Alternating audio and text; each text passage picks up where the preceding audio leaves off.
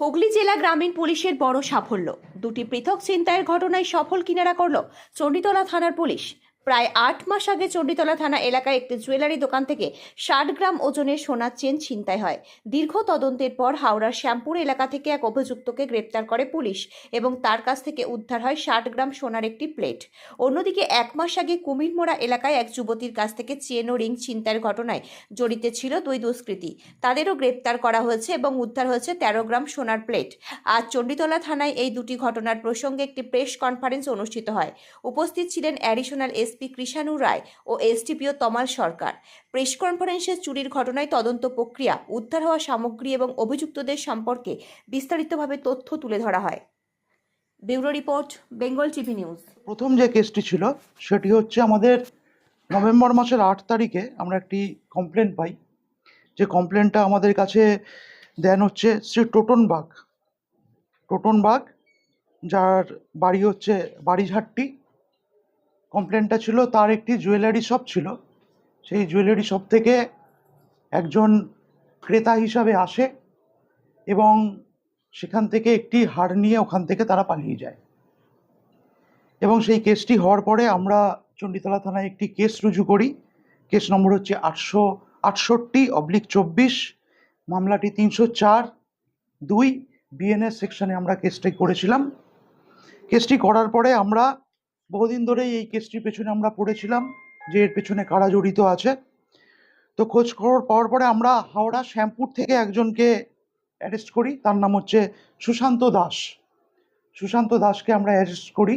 Arrest করার পরে আমরা তাকে পুলিশ কাস্টাডিতে নিই। পুলিশ কাস্টাডিতে নেওয়ার পরে যে সোনাটি ওই দোকান থেকে ছিনতাই করে নিয়ে গেছিল, সেই সোনার হারটি ওরা গলিয়ে একটি সোনার একটি পাত তৈরি করে। সেই পাতটি আমরা তাদের কাছ থেকে রিকভার করি, অর্থাৎ সুশান্ত দাসের কাছ থেকে আমরা ওটা উদ্ধার করি। এবং উদ্ধার করার পরে সেই কেসটি এখনও চলছে, উনি এখন রিমান্ডে রয়েছেন।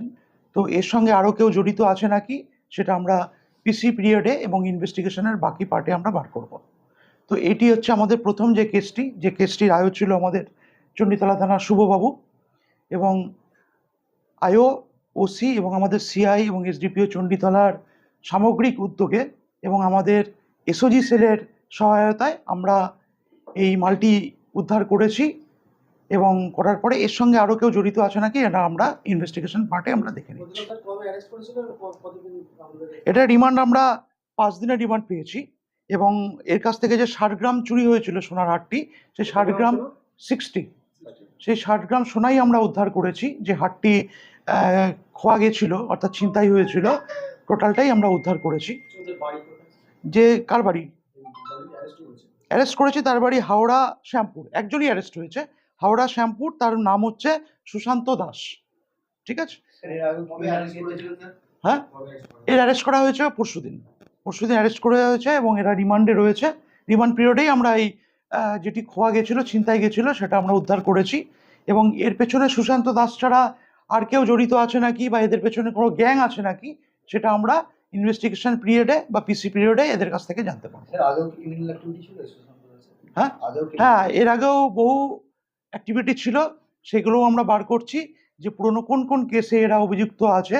আমাদের এই থানা বা পশ্চিমবঙ্গের অন্য কোনো থানায় এদের কি অ্যাক্টিভিটি আছে সেটা আমরা আমাদের পিসি পিরিয়ডে বার করব এবং তাদেরও এই কেসে।